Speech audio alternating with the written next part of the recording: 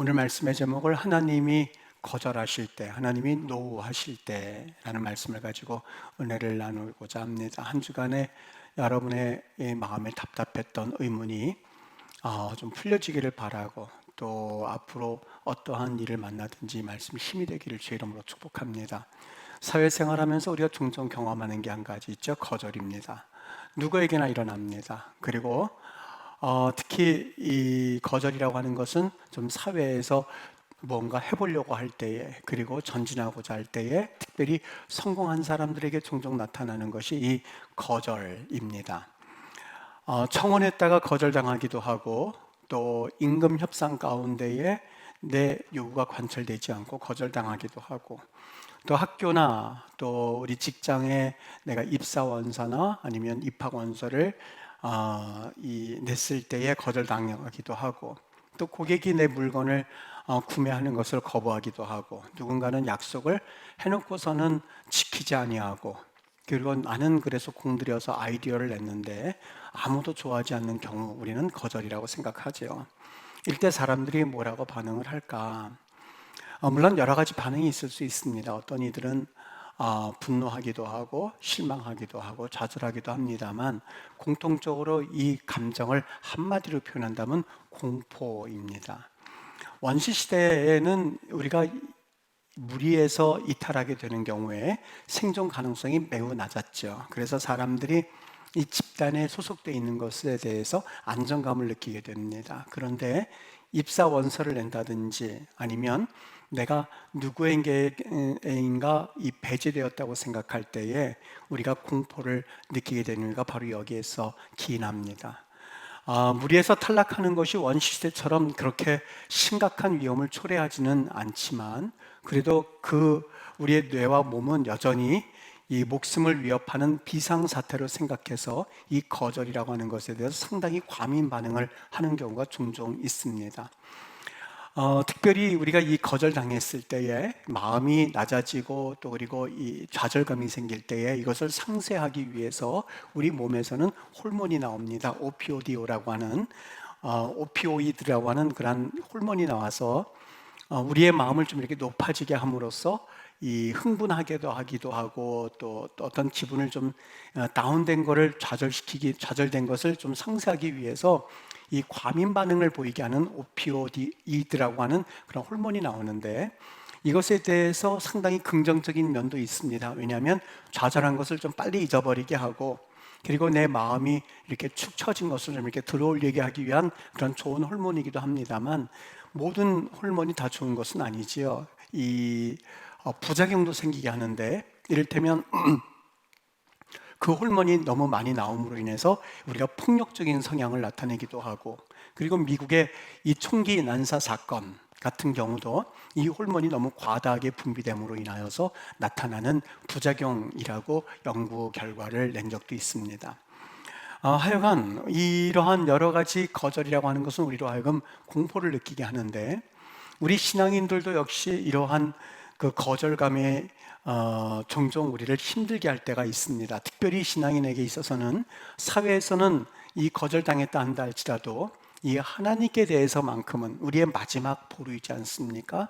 하나님께 기도하고, 이를테면 하나님, 우리 자녀들을 좀 이렇게 좋은 직장에 취직시켜 주시고, 그리고 배우자도 하나님 만나게 해주시고, 그리고 하나님 입학도 하게 해주시고, 이렇게 기도함에도 불구하고 그것이 하나님 앞에서 응답되지 않았다고 여겨질 때에, 또 사도 바울 선생은 하나님 앞에서 하나님, 내 이 사탄의 가시가 제거되어지도록 3번 그렇게 간절히 기도했음에도 불구하고 그는 응답을 받지 못했습니다. 하나님께서는 노우라고 말씀하시진 않았지만 내 은혜가 네게 족하도다 라고 말씀하심으로써 사실상 애들로 표현한 말이긴 합니다만, 노우라고 하는, 너는 그냥 그 질병을 가지고 있는 게 낫겠다 라고 하는, 일방적으로 어떻게 보면 거절이라고 표현할 수 있을 만큼 그러한 응답을 받았던 것이 사도 바울의 모습이었었죠. 암덩어리를 위해서 그렇게 간절히 기도하지만 우리는 그 기도의 제목에 대해서 응답받지 못하는 경우도 종종 있을 겁니다. 여러분, 우리의 삶이 힘들고 고통스러울 때에 하나님이 침묵하실 때가 있습니다. 유일하게 내가 그렇게 기도함에도 불구하고 그 기도의 제목에 대해서는 하나님이 침묵하실 때 여러분의 마음은 어떻습니까? 그때도 역시 이 오피오이드라고 하는 그런 호르몬이 분비되어서 우리에게 영향을 미치는 것은 사실입니다. 그런데 이러할 때에 우리는 도대체 어떠한 믿음의 삶을 살라고 성경은 말씀하고 있는 것인가 라고 하는 것이 오늘 본문 말씀의 또 하나의 중요한 메시지입니다. 오늘 다윗의 삶을 한번 가만히 보십시오. 그는 성공했기도 하고 우리가 지난주에 말씀했던 것처럼 아주 우리 생각할 수조차 없는 아주 추악한 범죄로 인하여서 그가 과연 이것이 다윗인가 라고 하는 여겨질 만큼 사실 하나님 앞에서 실패한 인생을 산 모습도 다윗의 삶의 일부였었지요. 이러한 다윗이었지만 그의 생전에 꼭 하나님 앞에 하고 싶은 일이 한 가지 있었는데 그것은 바로 하나님의 성전을 건축하는 일이었습니다. 다윗 시대만큼 이 물질적인 부흥의 때를 이룬 적이 사실 그렇게 많지가 않았습니다. 전무후무한 역사의 주인공이었는데 서편으로는 이 지중에서부터 동편으로는 이 유프라데스 강까지, 북쪽으로는 저 수리아를 넘어서 그 북쪽까지, 남쪽은 애굽까지 그의 영토를 확장하여서 일명 다윗 왕국이라고 여겨질 만큼 그의 나라는 아주 부강한 때였습니다. 당연히 그의 왕궁을 만들 때에 아주 화롭게, 오늘 성경에 보니까 백향목궁이라고 그랬는데 이 백향목이라고 하는 것은 상당히 이 악기를 만든다든지 아니면 건축 재료로서는 최고의 이 제목이 바로 백향목이었었다고 합니다. 그래서 이 백향목을 가지고 궁을 만들고 그리고 상아를 가지고 그의 보좌도 만들어 가면서 사실상 그는 이 물질적인 부흥을 맞이한 때에 그의 마음에 걸리는 것이 한 가지 있었습니다.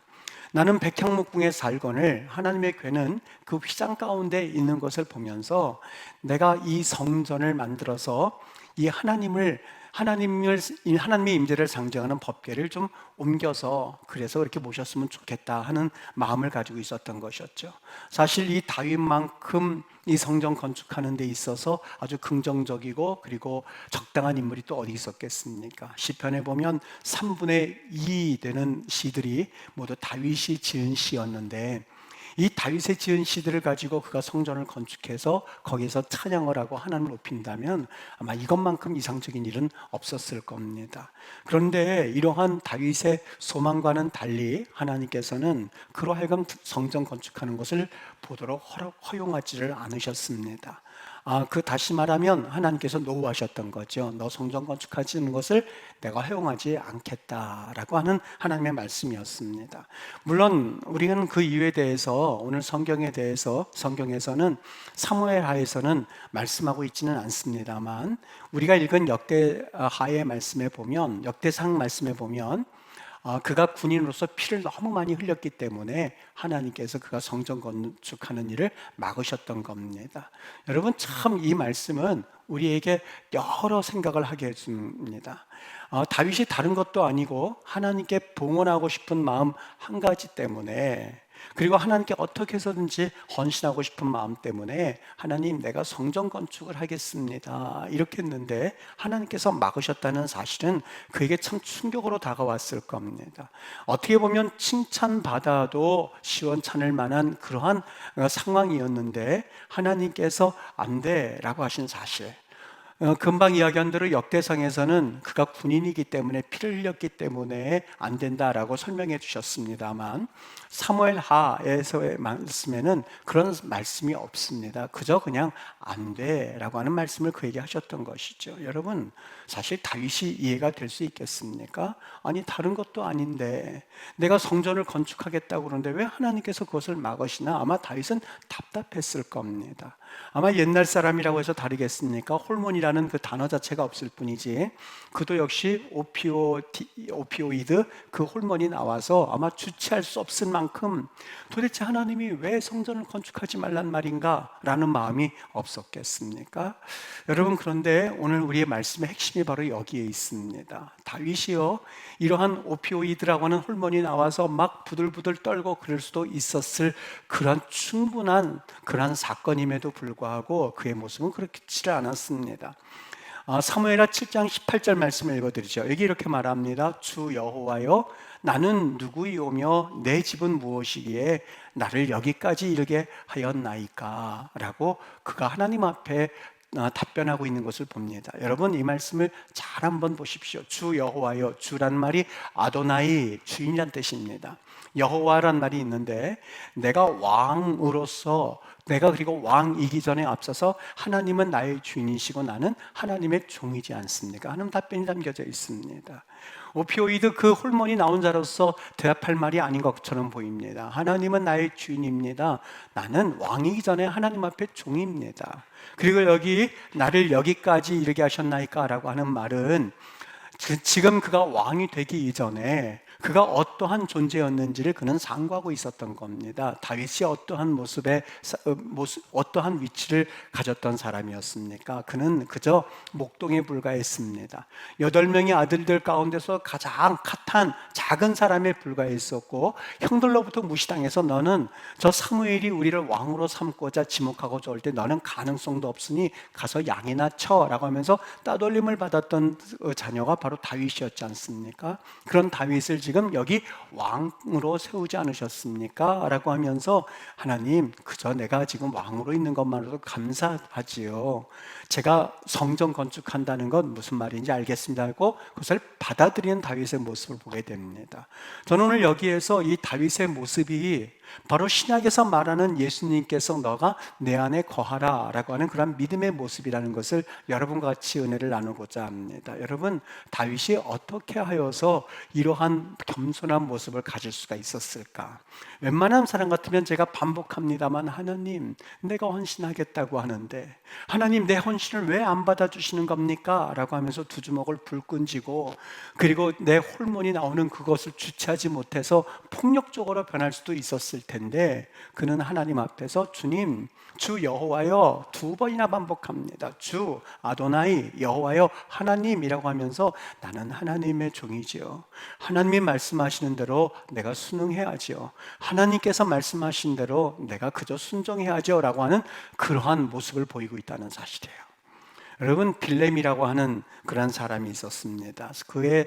그는 사역자가 되어서 그래서 교회를 섬기는 것이 인생 최고의 하나님께 향한 영광이라고 하는 결론을 내리고서는 그동안 그림을 팔고 그리고 언어를 가르치며 살았지만 어느 순간 이것이 전부가 아니라는 깨닫고 목회자의 길을 들어서게 됩니다.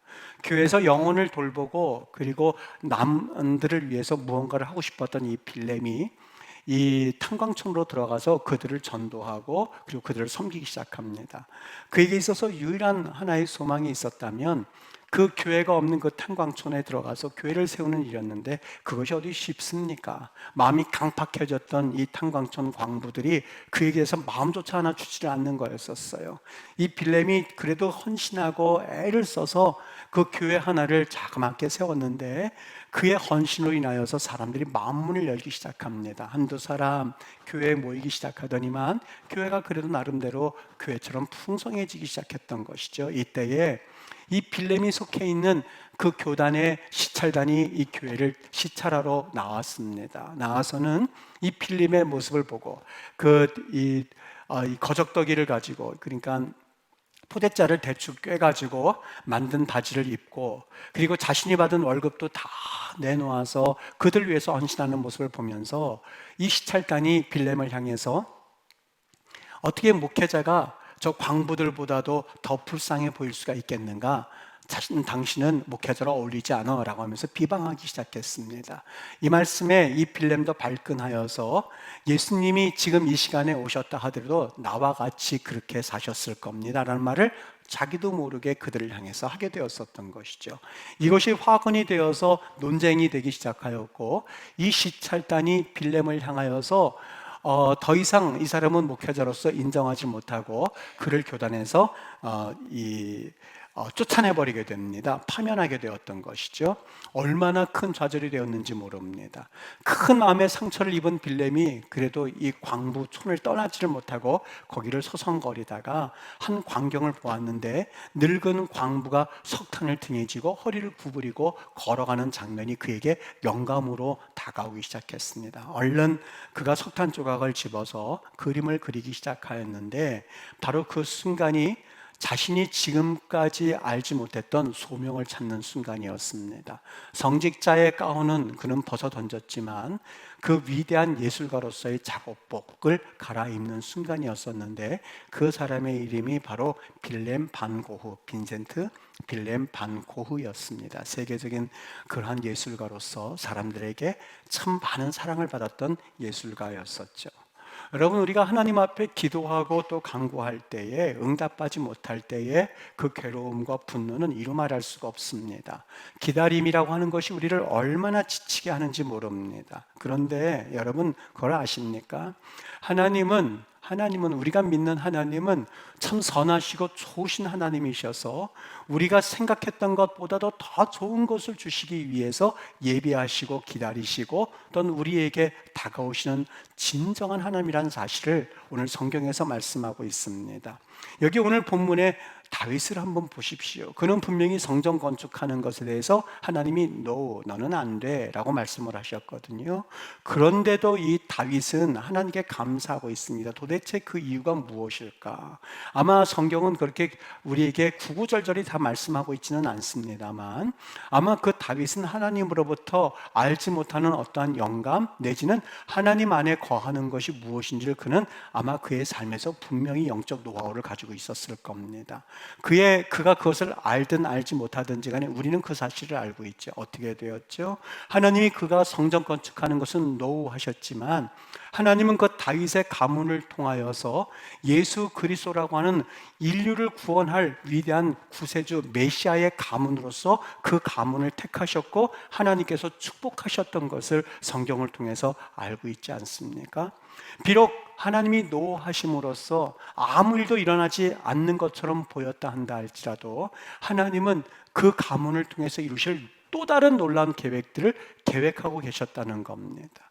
때로는 우리가 계획하고 생각한 대로 되지 않는다라고 해서 우리는 신앙생활할 때 많은 좌절감을 가지고 그리고 그 이후로부터는 하나님과의 관계가 서먹서먹하여서 기도해도 별로 그렇게 응답은 없구나 생각하면서 신앙인 아닌 신앙인의 모습을 가지고 살아갈 때가 얼마나 많은지 모릅니다. 그런데 여러분 잘 이 사실을 마음에 담아두시기를 바랍니다. 하나님께서 문을 닫으셨다라고 생각할 때는 하나님은 반드시 또 다른 곳의 문을 여신다는 사실입니다. 모든 문을 닫아 놓으시는 하나님이 아닙니다. 우리 하나님은 그런 하나님이 아닙니다.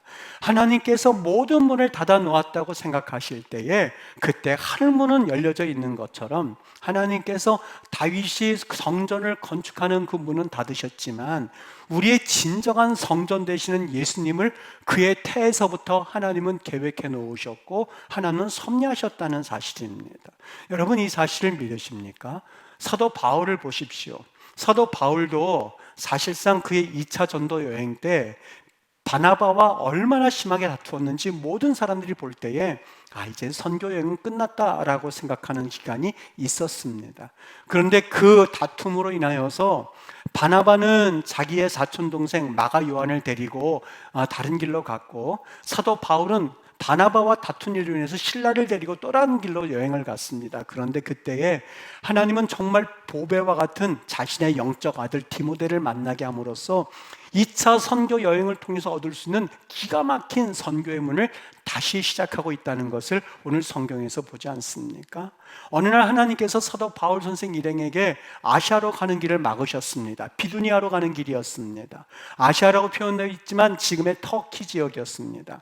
사도 바울은 이해하지 못했습니다. 왜 하나님께서 내가 선교를 하려고 하는데 내가 성전을 건축하려고 하는데 왜 막으시는 거지? 마치 다윗처럼 이해가 되지 않았을 겁니다. 오피오디 이드라고 하는 그런 홀번이 나와서 막 화도 냈을 없다 합니다. 그런데 그는 모든 문이 닫혔다고 생각할 때 어느 날 밤 꿈을 꾸게 됩니다. 마게도니아에 있는 사람이 와서 우리를 도우라는 음성으로 그는 그 길을 따라서 갔는데 그것이 바로 유럽 선교의 기반이 되었고, 그 일로 인해서 유럽 선교가 열려지는 엄청난 기가 막힌 하나님의 계획을 우리는 성경 사도행전을 통해서 보고 있지 않습니까? 여러분, 바로 이것이 하나님께서 우리에게 보여주시기 위한 겁니다. 믿음이라고 했을 때에 여러분, 우리가 하나님 안에 거한다라고 했을 때 그것이 그냥 추상적으로 들리고 이해가 되지 않습니까? 하나님 안에 거한다, 너희가 내 안에 거하고 내 말이 내가 너희 안에 거한다라고 하는 말은 하나님을 진실로 믿어드리는 일입니다. 우리의 계획한 것은 뻔합니다. 우리의 계획은 사실상 무너지기 십상입니다. 그러나 하나님의 계획은 온전합니다. 하나님의 그 계획은 우리가 생각했던 것 이상으로 완전한 계획입니다. 우리가 가고자 하는 길이 항상 형통하다고 생각하십니까? 아니요. 성경에 보면 그렇지 않습니다. 요셉이 가는 길을 가만히 보십시오. 모든 길을 막아놓는 것 같습니다. 형들에 의해서 다시 한 길이 막혔죠. 그리고 그가 보디발의 아내로 인해서 길이 막혔죠. 술 맡은 관원장에서 길이 막혔죠. 그러나 하나님께서는 모든 길을 막아놓는 것 같지만 한 길을 열어놓으셨는데, 그로 하여금 총리가 되게 하셔서 결국에는 하나님께서 그를 통하여서 이스라엘 백성들을 구하는 엄청난 길을 여신 것을 오늘 성경에서 우리는 볼 수 있습니다. 우리는 직선거리로 가는 것이 우리에게는 맞다라고 생각하고 그 길을 왜 열어놓지 않느냐라고 항변합니다만, 하나님은 오히려 곡성길을 통하여서 하나님이 누구이신지, 하나님이 어떠한 분이신지, 하나님이 얼마나 놀라운 하나님이신가 하는 것들을 우리에게 매번 보여주고 있음에도 불구하고 우리는 마치 어린아이처럼 우리에게 직선길을 열어달라고 하나님 앞에 기도하다가 그것이 응답되지 않을 때 실망하고 좌절하고 낭망하는 경우를 종종 보게 됩니다. 여러분, 잘 기억하십시오. 배를 타고 갈 때에 멀미하지 않기 위해서는 멀리 바라볼 때 우리는 멀미하지 않을 수 있습니다. 하나님의 관점으로 볼 수 있어야 하는 것, 이것이 바로 우리 신앙인의 모습이고 이것이 바로 하나님 안에 거하는 자의 모습입니다. 여러분, 주변에 공원을 걷다 보면 이 개를 안고 다니는 그러한 분들이 많이 있습니다. 여러분들은 어떻게 생각할지 모르는데 저는 설교자이다 보니까 그걸 이렇게 바라보기 시작했어요.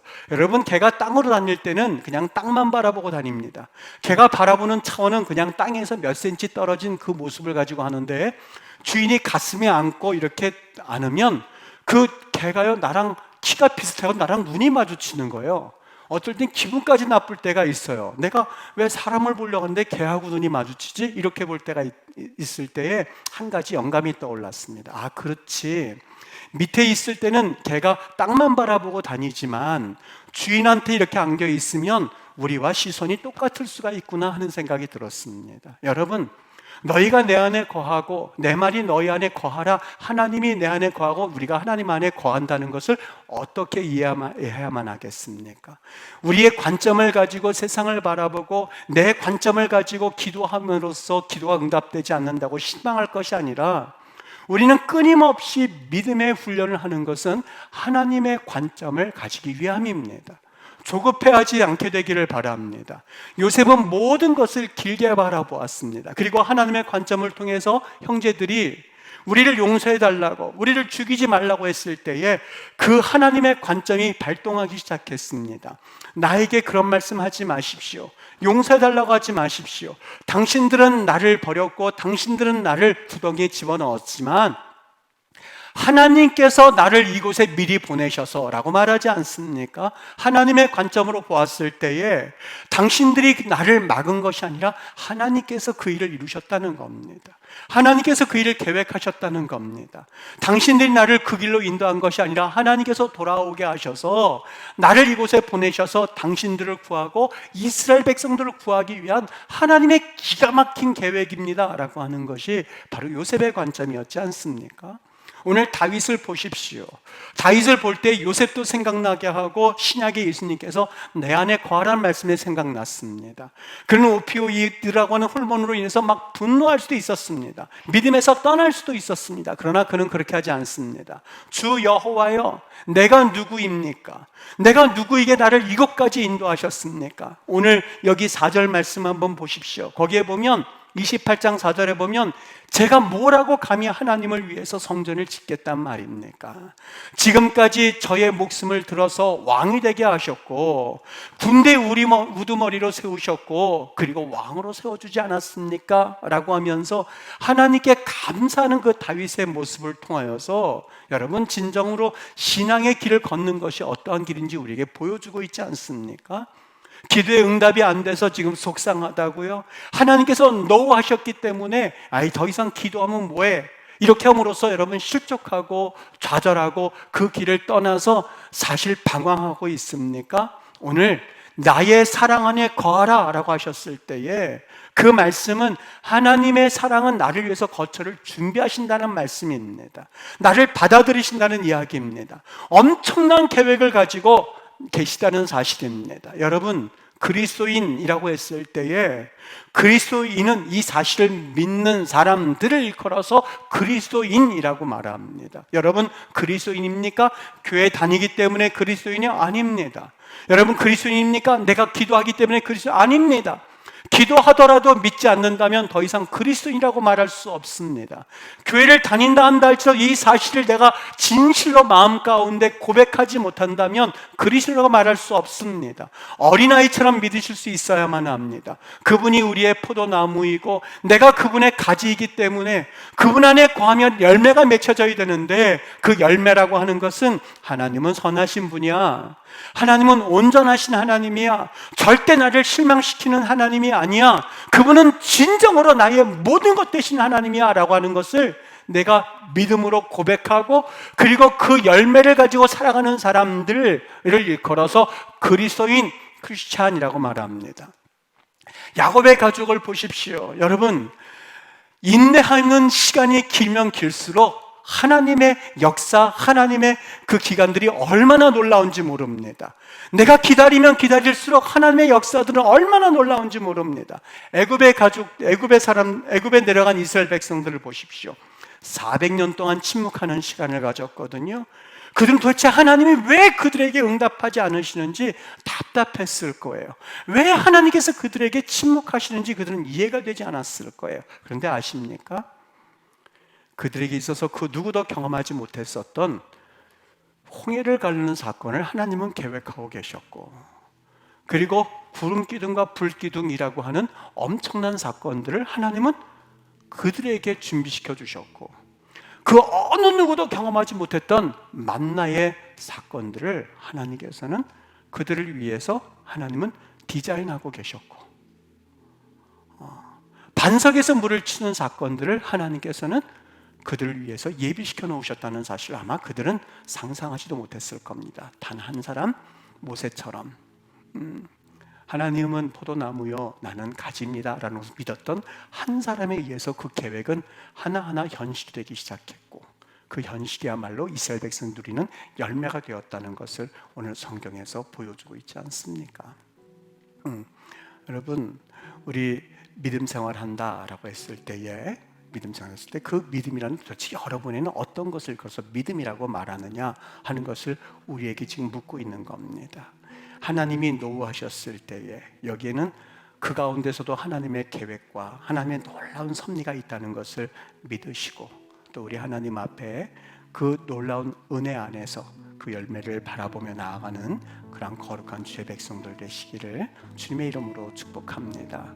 그래서 진정 하나님 안에서 풍요롭고 또 신비한 그런 거룩한 날들을 꿈꿀 수 있게 되기를 예수님의 이름으로 축복합니다.